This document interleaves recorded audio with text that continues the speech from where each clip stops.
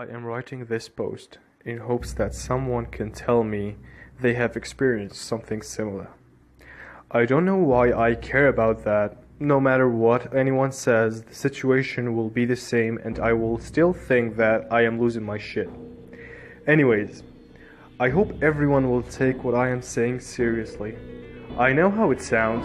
If I were reading this on some random thread on Reddit, I would be skeptical as well. But take everything I say seriously, for everything I am about to say is 100% true. I go to college at the University of Maine. I am currently going to graduate school here, trying to get my PhD in surface sciences. I am very passionate about science and mainly computers. My first computer was an IBM, an old thing that was revolutionary for the time that left my 11-year-old mind amazed. In 1995, I was really into playing Doom and Wolfenstein 3D when I got home from school. And my mom, of course, and dad never really got mad at me because they were always at work. So no one really told me to stop playing these violent games. My love for these games continued throughout the 90s, but really peaked at the beginning of 1996. I was a typical 90s kid obsessed with Fresh Prince of Bel-Air, fanny packs, mullets, classic horror movies, and even for a stint of time, I had a Tamagotchi. With the coming of school in the fall of 96 came the sadness of not being able to play video games every day as I did in the summer.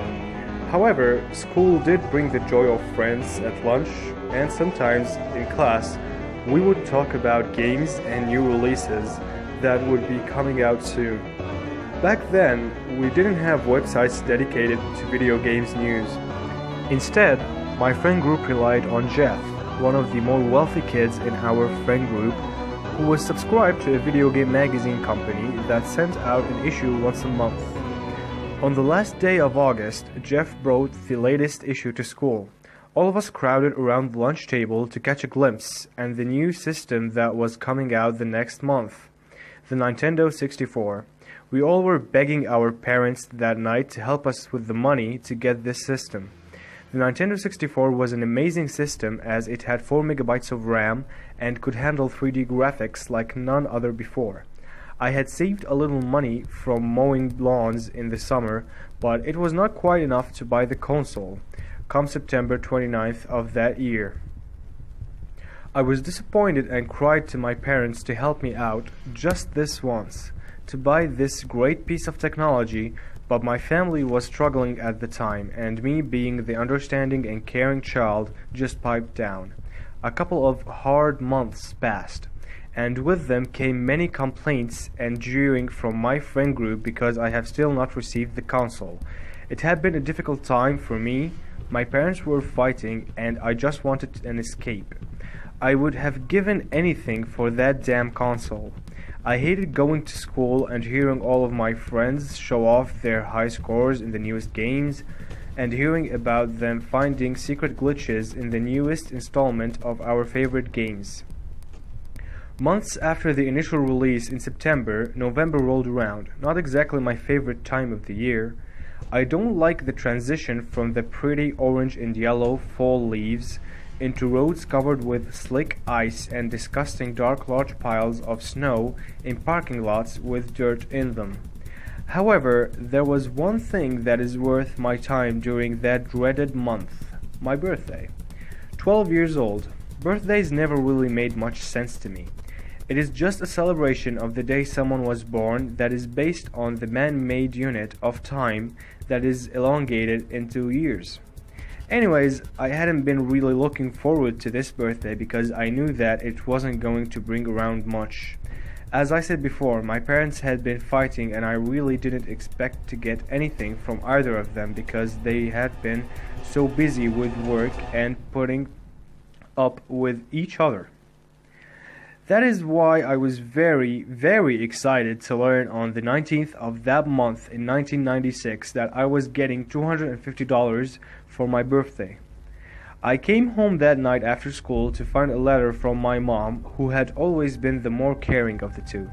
"Hi honey, I hope that you enjoyed your birthday today. The big one too. Congratulations! Anyhow, me and your father, as you know, have been having disagreements lately. We were alerted today that there is a program for couples that have been having similar disagreements. We both agreed that we should look into this, and we both fell in love with the idea. Isn't that great, baby? Anyhow, the only problem with this is that we were made aware of this a little short notice, so we had to drive south today so we could make it there by tomorrow, Wednesday. The program is going to last for a week. I know that you were our understanding and kind little boy, so I thought it would be okay to leave you alone until next Tuesday. That would give you the rest of the week and the weekend to yourself. To make up for this, me and your father have decided to give you a little spending money so you can get yourself whatever little toy you want. We do have food in the pantry, but I do want some of that money to go towards food for yourself. Enjoy your weekend and see you Tuesday. Love you.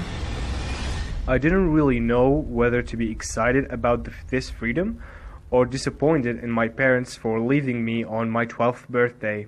Either way, I had more than $200 to spend on whatever I wanted. To my puny 12-year-old brain, this was a godlike amount of money, and I knew exactly what it was going towards. I'm sure by now you can just assume exactly what I wanted. I took the money, got out of the house, threw on my windbreaker and my old Pro Wings, and hopped on my old red bike I named Silver. I started to head east, past my dad's pharmacy, past the school, and past Jeff's house. I didn't really look over towards his house. He hadn't been in school that week. I skidded to a stop in front of the Finger Gym, our local game store. I parked my bike right next to the big window in front of the store and started to waltz in. I really liked the store, and it felt good going in knowing that I was finally able to actually get something instead of glancing around while my friends debated on what new game they should get or what Magic the Gathering card they should sell. I did a quick look around of the store, eyeing the older NES and Super NES, making my way toward my prize jewel, the Nintendo 64. I finally put my hands on the box that I had been waiting to touch for a quarter of the year. I held it up to the light so I could read the line under the name, The Fun Machine. Damn straight it is! I ran my fingers over the smooth cardboard cover as I stared at it and then started walking towards the counter. The kid working at the counter laid down his cigarette in the ashtray that was really just next to his Rubik's Cube. Now that I think about it, that probably wasn't a cigarette. I just assumed it was because I was still a small middle schooler that had a lot to learn. When I got up to the counter, he asked, "Is that all?" Crap, I had forgotten to get some games. I responded with a quick no and started to look behind him at the selection of games. Most of the ones that were back there were meant for the Super NES. Makes sense, the Nintendo 64 had been very popular in America, so of course all its games would be sold out. I spoke that, of course, after glancing around a bit more, desperately trying to find one game. "Do you have any Nintendo 64 games in the bag?" The boy took another drag and blew smoke in my face. "I dunno." "Well, could you go back and check for me, please?" "Jesus, kid, fine." He got off his stool and started towards the back. He pushed a curtain out of the way and started to search. I looked around the store at the plentiful gaming posters and walls lined with board games and models of popular TV show action heroes. The boy returned after less than a minute with a cartridge in his hand. "We only have this one left, it looks like." He started to hand it over, but then pulled it back towards him. Wait here a second. What do we have here? He turned the cartridge over to reveal its face, only to be covered by a sticky note with the words, "Do not, under any circumstances, sell." Now see here, kid, I have never been much of a rule follower, and this thing had been buried under some shit in the bag, so I don't think that anyone will be missing this anytime soon. So, He gave me a wide grin to reveal his crooked teeth. Layered with yellow grime, I am willing to strike a deal with you. I will sell you this game for a couple extra bucks. My boss probably didn't want to sell it because it was a limited edition or something else. So I will get you this game, just don't tell anybody, alright kid? Of course, my eager little mind didn't care about what was right and wrong at the moment. There was a Nintendo 64 in front of my face, for God's sakes, even with the possible limited edition game. So of course I took the grimy kid up on his deal, even though I knew he was going to pocket those few extra bucks. I waltzed out of the store the same way I came in, excited for what was about to come about. But only this time I was carrying the Nintendo 64 and a game instead of $250. I put the plastic bag into the wire basket that was on front of my bike. I don't know if I raced home faster then or when I went to the store initially. The ride home took 5 minutes. I just let my bike drop to the ground after I came to a hard stop in front of my garage. I bounced up the concrete steps leading up to my house. I swung open the door and started to my room. That night I knew I had a lot of homework, and me being the responsible little boy I was, didn't start playing right away. But that didn't stop me from eyeing over the box and opening it to save the beautiful system from its cardboard prison. I ran my fingers over the wondrously smooth black console like it was the skin of a newborn baby. I carefully set the console on my dresser and plugged it into the TV box. I led the wire from the infamous M-shaped controller to the port on the front of it. I was smiling through all of this, but stopped suddenly when I realized I had forgotten something. I didn't even know what the game I had bought was. I quickly but carefully set the controller down on my bed and removed the cartridge from the bag. I ripped off the sticky note to reveal the true face of the game. In multicolored letters read the word Super Mario 64. I felt like I had won the lottery. It didn't look any different than my friends' cartridges, so I was a little upset that it wasn't actually a special edition, but nonetheless I was still pumped. I finally got what I had been waiting for so long. I could not wait for the weekend. Could it come any sooner? The next day, in typical middle school boy fashion, I showed off my new game to my friends and rubbed it into the faces of the others who were not fortunate enough to have the game or the system. I was on top of the world for that day just because of that stupid freaking video game. My friends were happy for me, of course, and we talked about the game and how long it took to beat.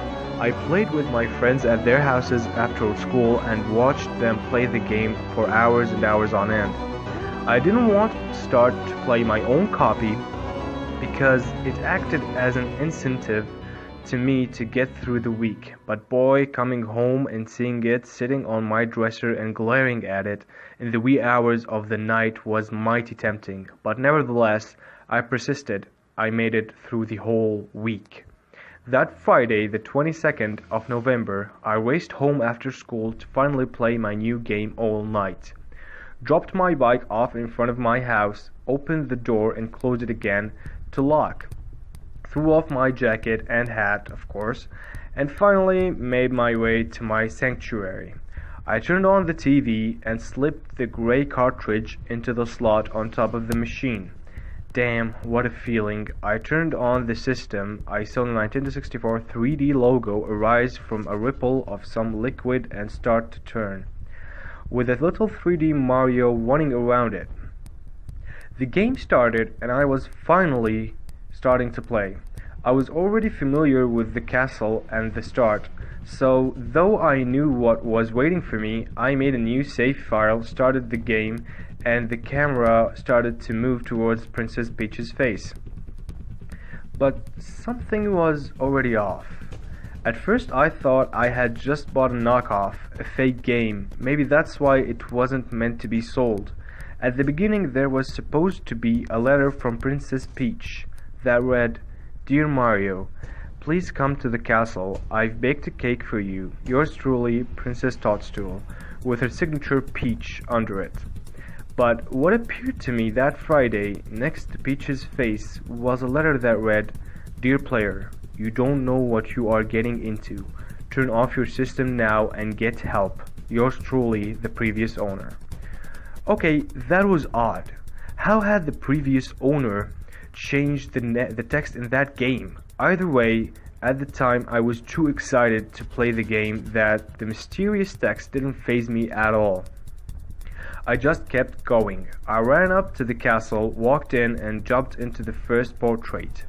I watched Mario fall from the sky and land perfectly on the ground. Toad was waiting there for me to relay information about the level. His speech said, You will die if you continue. Turn off the game or I will kill you. Creepy as hell, but I just thought that some hacker had the game before me and had changed the text just because they wanted to scare the kid who had it next. I just kept pressing the main button until the text disappeared and continued. I was reassured when I found that the gameplay had been the same as all of my other friends. I jumped around the level and evaded the mushroom enemies, the same as I had done before. I made my way around the level, collecting spinning red coins and hopping off trees. I shot myself out of a cannon and flew up to the top of the mountain to fight the final boss of that level. After that, I was wrapped back to the starting area in the castle. I made my way through the next few levels, the water levels, the levels on the mountain, the snow. I kept going until I collected 18 stars. I knew where to go for my first fight with Bowser. I took Mario to the correct hallway, and of course I wasn't surprised when Mario dropped through the floor because I had seen it done 1,000 times before. He landed on the rock and the text bubble appeared. Welcome to hell. That was something new. Must have just been something the hacker had put in to scare me again. I jumped around the level and evaded the flames until I reached the end of my first encounter with Mario's infamous enemy. But when Bowser turned around, something else was different. The large turtle dragon hybrid had eyes that looked like black holes. The entirety of them were black, not a single pixel of white being shown. But I just passed it off again and continued. I beat the boss easily and was warped back up to the castle. But in the corner of the screen, right before the scene transitioned to the castle intro, I saw Bowser get up. He moved away towards the edge of the map and shapeshifted into a tall, black humanoid figure. The only thing that the new entity had that resembled the original Bowser were the long, pointed teeth protruding from his mouth. I was very freaked out at this point and I was reluctant to get out of the map. At first I thought the game had glitched, but for some reason I was in a part of the castle that I shouldn't have been in until later in the game. Looking up for as far as Mario could see was the endless hallway. Now I am sure some of you know what I am referring to. You couldn't even access the area without having the right number of stars. Also, those who have played the game know that when you start to walk up the stairs, it seems like they go on forever unless you know the backwards jump glitch or have the right number of stars, of course. I was excited at this point. I had forgotten about the strangeness of the game for a brief few minutes.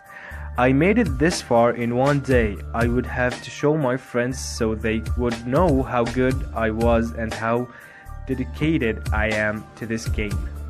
The only thing that could make this situation better was if I could actually make it to the top of the staircase. I placed Mario's little foot on the first step and started to ascend. After a minute of still climbing the stairs, I was about ready to give up. But then I remembered something that my friend told me. There should be pictures of Bowser on the side of the walls leading to the top. But I haven't seen anything. Immediately after I had that thought, I saw the edge of a frame. I jumped up the steps to get there quicker and landed in front of the picture. To my horror, I saw a very familiar picture. Sitting on a rock was a 6-year-old me with my old dog who had died, Lassie. I was very shaken up by this. All of my other excuses for this strange game held no weight now. This just couldn't be explained away. Of course, my curiosity told me to continue. I started ascending again, only to find more familiar pictures. I walked past a plethora of photos, all of which were of me and my family. Not only were the photos themselves familiar, but the order they were in was hauntingly similar to the ones leading up to the staircase to our second level. Remember, this was very early Saturday morning, around 2 or 3 a.m., so my parents weren't supposed to be home yet, but I swear I heard something on the steps outside of my door. This couldn't be possible. I turned around to look, but was only greeted by the darkness outside of my room. I looked back towards the screen to continue to play my game. I started to slowly creep back up the stairs, and while I did that, I heard more noise outside the room.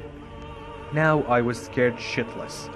I dropped the controller and bolted to the door. I grabbed the handle and swung it shut, causing the frame and most of my room to vibrate. I fumbled in the dark with the lock until I heard it click. I pressed my back against the door and let out a deep breath. Mario was still waiting for me. I went back to the game, hoping that it was just the restlessness getting to my mind. I just wanted to keep playing my game. I just wanted to play my game and to have my childhood to be as normal as everybody else's. I turned Mario around and started to creep down the stairs in the game. Luckily, I didn't hear anything from the stairs, and I just listened to the stairs moan in the game, but not outside my door, thank goodness. I was wiping the sleep away from my eyes when I put my controller down for a second or two. I removed my hands and stretched a bit, letting out a long yawn. I opened my eyes to be greeted with Mario staring back at me, but only now his eyes were as black as Bowser's were. I couldn't take any more of this. I brought the stick on the joypad down so that Mario could get away from that damn staircase. He started walking slower than before, with his eyes still dark as night staring into me. He gradually started to slow down and I began mashing buttons trying to get Mario to move just one more inch, but he just stood there. Finally, the character brought up his index finger on his right hand and shook it, back and forth, along with his head. He then brought the corners of his mouth back towards his ears in a grotesque smile. He opened his mouth to reveal teeth that resembled Bowser's. I was beyond trying to convince myself this wasn't real at this point. Mario turned around and started sprinting up the steps. Along with his steps in the game, I heard a pouncing sound outside my room again. I jumped up and went to my bedside. Whatever was outside of my room had finally reached the top of the stairs and stopped. I stood in awe for a few seconds, trying to think of what to do. It started to bang on my door, shaking the frame and sent splinters on my side. I crouched and crawled under my bed. I looked up to watch the door. I was shaking. Whatever was out there kept pounding on the door and wall. After about 5 more seconds, it stopped. I removed my hands in front of my face to see what was going on. I looked left and right and saw nothing. I let out a relieved breath. I crawled out a bit more to peek around the corner. I looked at my TV screen to see that Mario was looking in the opposite direction in the game, standing still in front of the final door. Mario put his hand on the door, and at the same time I heard my door creak a little bit. I was so glad I had locked it. Mario removed his hand and turned to his left to look at one final portrait. This was one that I was not familiar with. I have not seen it in the game nor in my real life. It was a picture of a television set.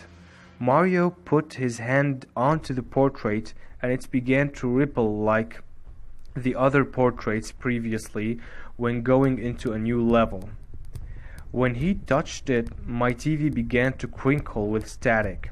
I could barely make out Mario through the white noise as he removed his hand. Everything went back to normal, and he took a final look to his left, stared straight into my soul, and opened his mouth for another one of those smiles. He shoved himself into the portrait. My TV emitted the loudest static noise I had ever heard. It then began to ripple and shake. The screen shattered, and sparks flew from the back of the set.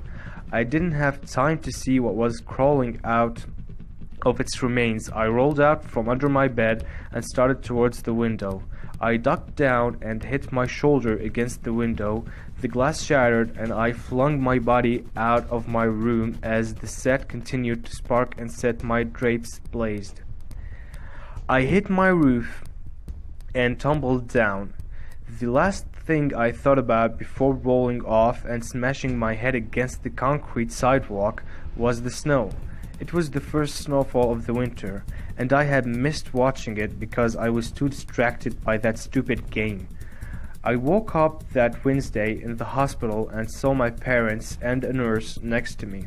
They caught me up on everything that had went down. The house had caught on fire for some unknown reason and was done for. We would be living in a hotel for the next few weeks until we found a place to rent. I had a nice long break. I didn't have to go to school for a while because of Thanksgiving break and because of my nasty head injuries. I did of course have to return to my educational hell about 3 weeks later, right before Christmas, which I had been looking forward to. I returned and continued throughout my classes with little to no struggle. Teachers were going easy on me. After all, who would give a kid whose house burned down, sustained a head injury, and whose parents were going through a divorce some stressful hours of homework? Returning to school did bring about the joy of my friends' company, however. My friends jumped on me with tons of questions about my house and of course about my game. I really remembered nothing. And I didn't tell them exactly what happened because I knew they wouldn't really believe me. I just gave a short and quick answer to everything they asked me. Then they brought up Jeff. He had been playing the game down in his basement while his parents were away during the week. Now, I don't know if this is true, but the gang told me that Jeff's parents had returned home to find Jeff under the steps leading to the basement, hanging by the cord of his Nintendo 64 controller. They told me that the police told his folks it wasn't a suicide, due to the head wounds and gouged out eyes. But it hadn't been ruled out as a murder as well, because there were no signs of struggle. And they finally told me that Jeff's dad had sold Jeff's Nintendo 64 and a copy of Super Mario 64 to the Finger Gym to get the remainder out of their house. I am writing this post in hopes that someone can tell me they have experienced